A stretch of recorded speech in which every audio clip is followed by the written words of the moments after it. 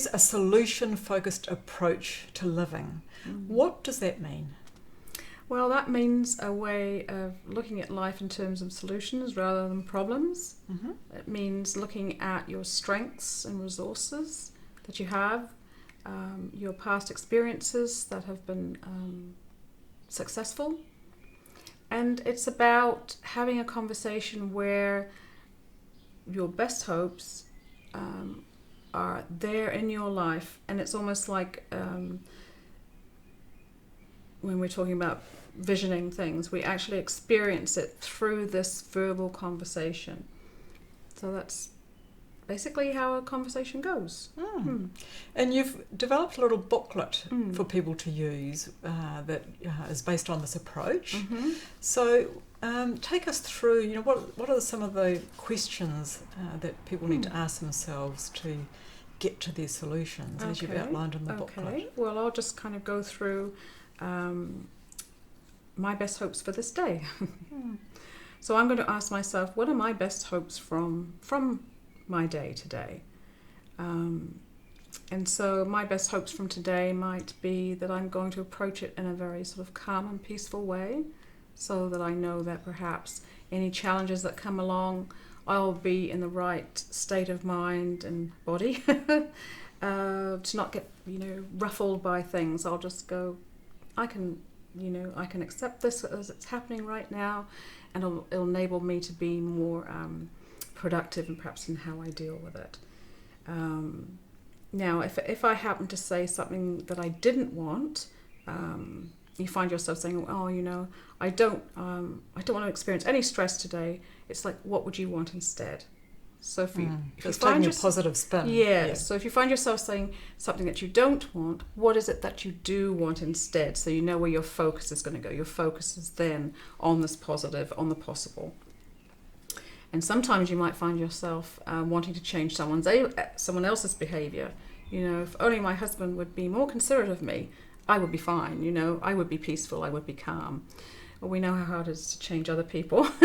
So of course it's got to come back to ourselves. So just imagine perhaps that he was more considerate. What difference would that make for you? So then you identify, what you would be in that situation. So it doesn't really matter what he's doing, but you can find that calm peace anyway without it. Now we're going to look at the kind of resources and skills that you might have that will help you achieve this best hopes of your day. So I've got in here, list 4 skills or resources that could be helpful as you go about your day. One of the things I've identified for myself is a tenacity. So when I want to learn something new, I do a lot. I want to get it right. So I research, I think about things, and I work it through so that I can get the best possible outcome. So that strength for me, I think, is tenacity. So when I come across anything new, I just remember in myself that I've got this ability, and it helps me tackle that new thing in a more effective way. Another aspect is being adventurous. I'm not really very adventurous, but I kind of make myself be adventurous because I know that if I am adventurous, then I'll do new things, I'll grow, I'll have a more interesting life rather than sort of hiding away. So I want more of that adventurousness, so I really make an effort to do that. So those are just a couple of strengths that I use. Obviously, there's lots of different sorts of qualities that people could have. They might be compassionate. So where does compassion show up in your life? How do you use that for either the benefit of others as well as yourself? Then we want to do description of the presence of this best hopes. So I want to be calm and peaceful today.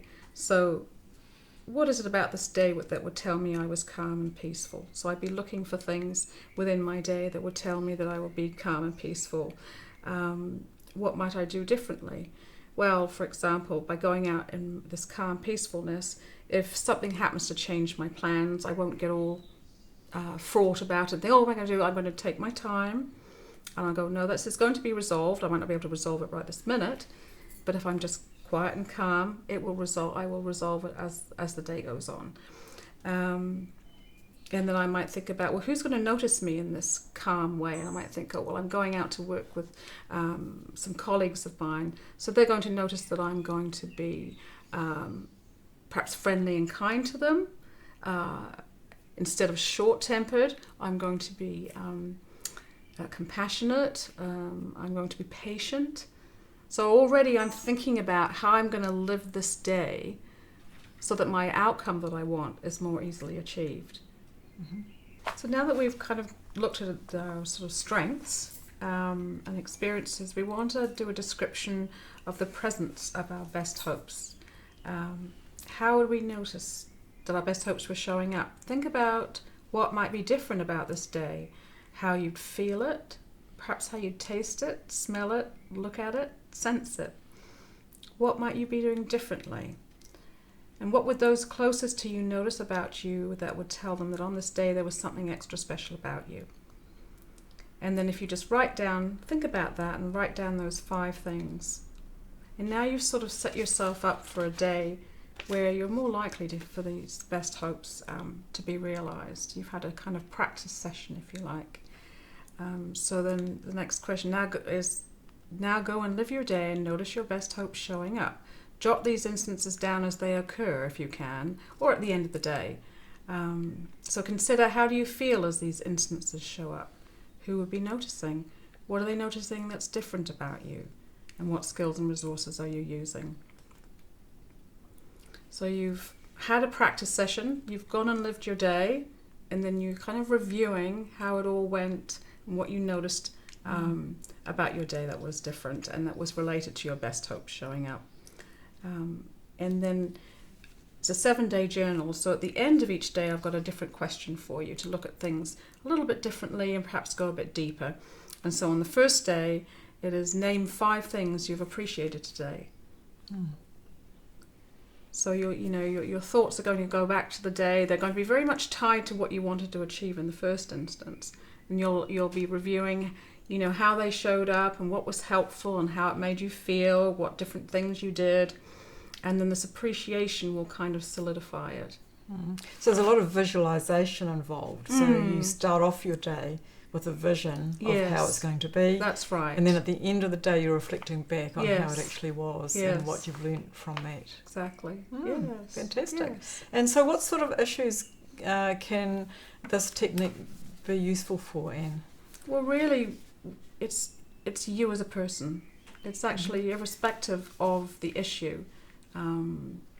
It's looking at you as a person, and then the issue. Sometimes the issue just goes away. Sometimes the solution has nothing to do with whatever the issue is. That's the sort of beauty of this approach.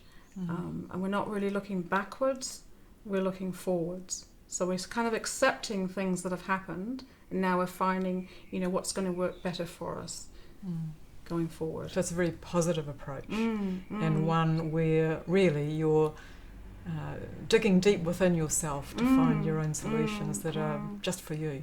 Yes, because no one really can give you advice that's right for you. Only you can give yourself advice that's right for you. And so your role in this process is to really just facilitate that, isn't it? To help people find their own solutions. That's exactly Sounds right. fabulous. Yes. Thank you. Thank you, Liz.